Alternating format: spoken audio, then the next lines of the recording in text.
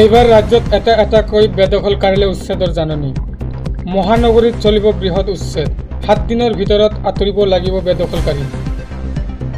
এইবাৰ গুৱাহাটী মহানগৰীত উচ্ছেদ চলাব প্ৰশাসনে। 7 দিনৰ ভিতৰত বশিষ্ঠ নৈ বেদখলকাৰীক খালী কৰাৰ নিৰ্দেশ। বেদখলকাৰী জয়ন্ত হাজৰিকা, যোগী চাহু আৰু পুতুল শইকীয়ালৈ উচ্ছেদৰ জাননী।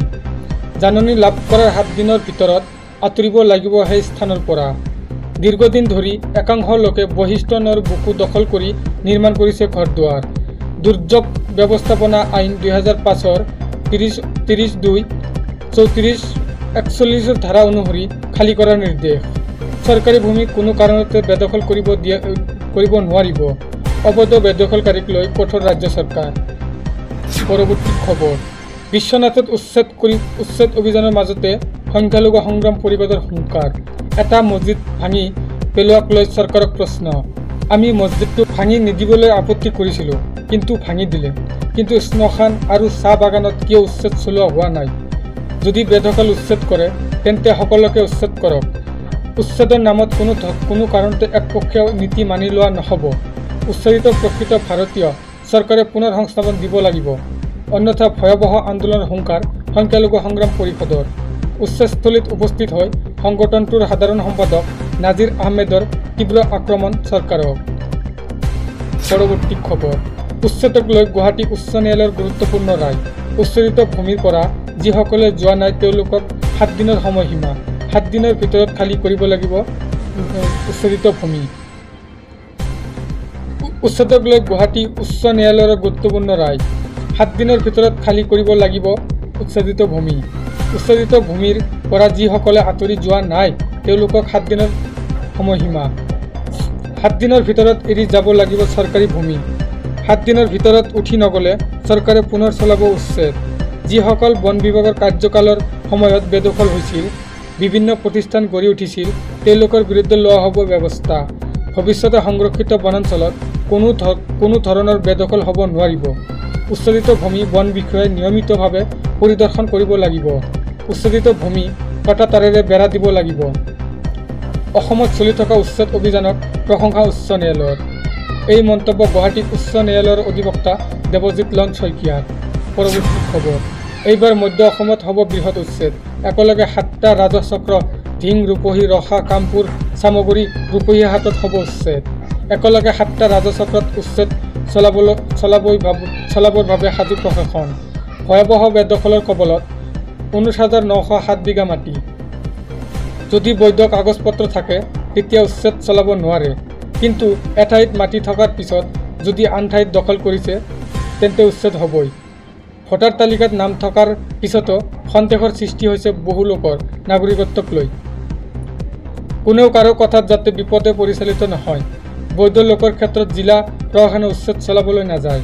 ভাৰতীয় সংবিধানে অনুমতি নিদিয়ে বৈধ লোকক উচ্ছেদ চলাবলৈ, কিন্তু বেদখলকাৰী উচ্ছেদ হ'বই, এয়া হৈছে নিয়ম।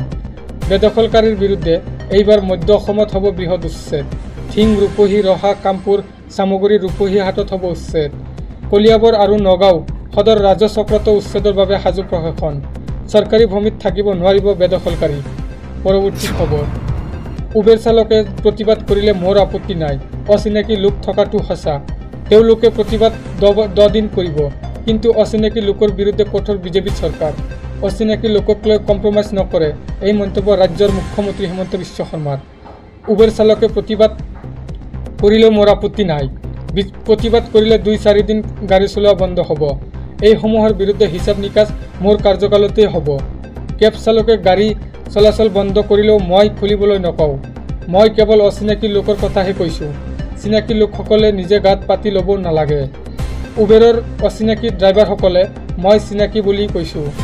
তেওঁলোকে প্ৰতিবাদ 10 দিন কৰিব, কিন্তু অচিনাকি লোকৰ বিৰুদ্ধে কঠোৰ বিজেপি চৰকাৰ। অচিনাকি লোকক লৈ কম্প্ৰমাইজ নকৰোঁ, এই মন্তব্য ৰাজ্যৰ মুখ্যমন্ত্ৰী হিমন্ত বিশ্ব শৰ্মাৰ। এইবাৰ যদি আমি নকৰোঁ অসমীয়া জাতি জীয়াই নাথাকে। আব্দুল খালেকে মোৰ কথাত সমৰ্থন কৰিলে 10 বছৰ পিছত অসমৰ মন্ত্ৰীসভাৰ 80% তেওঁলোকৰ মানুহ হ'ব। আমি কৰা কামৰ ফলত 15 বছৰ পিছত যি হ'বলগীয়া আছিল 30 বছৰ পিছুৱাই গ'ল। কেব চালকক প্ৰতিবাদৰ প্ৰতিক্ৰিয়া মুখ্যমন্ত্ৰী ডক্টৰ হিমন্ত বিশ্ব শৰ্মাৰ। পৰৱৰ্তী খবৰ। কংগ্ৰেছ সভাপতি গৌৰৱ গগৈৰ বিৰুদ্ধে গুৱাহাটী উচ্চ ন্যায়ালয়ত দাখিল অভিযোগ। গুৱাহাটী উচ্চ ন্যায়ালয়ৰ লাইভ ষ্ট্ৰীম হোৱা শুনানিৰ ভিডিঅ' ৰাজহুৱাভাৱে ভাগ বতৰা কৰি ৰাজনৈতিক স্বাৰ্থ সাধন কৰা বুলি গৌৰৱ গগৈৰ বিৰুদ্ধে অভিযোগ দাখিল বিজেপিৰ মুখপাত্ৰ তথা অধিবক্তা জয়ন্ত গোস্বামীৰ।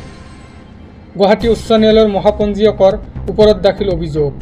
গুৱাহাটী উচ্চ ন্যায়ালয়ৰ লাইভ ষ্ট্ৰীম হোৱা শুনানিৰ ভিডিঅ' ৰাজহুৱাভাৱে ভাগ বতৰা কৰি ৰাজনৈতিক স্বাৰ্থ সাধন কৰিছে গৌৰৱ গগৈয়ে। এই গুৰুতৰ অভিযোগ অধিবক্তা তথা বিজেপিৰ মুখপাত্ৰ জয়ন্ত গোস্বামীৰ। কপিৰাইট আইনৰ মতে কম্পেক্ট অৱ কোৰ্ট এক্ট 1971 আৰু ইনফৰমেশ্যন টেকনলজি এক্ট 2000ৰো উলংঘা ঘটিছে বুলি দাখিল অভিযোগ। সমগ্ৰ ঘটনাক লৈ তদন্ত কৰি আইনগত ব্যৱস্থা গ্ৰহণৰ আহ্বান। ধন্যবাদ। ভিডিঅ'টো লাইক কৰি শ্বেয়াৰ কৰি দিব।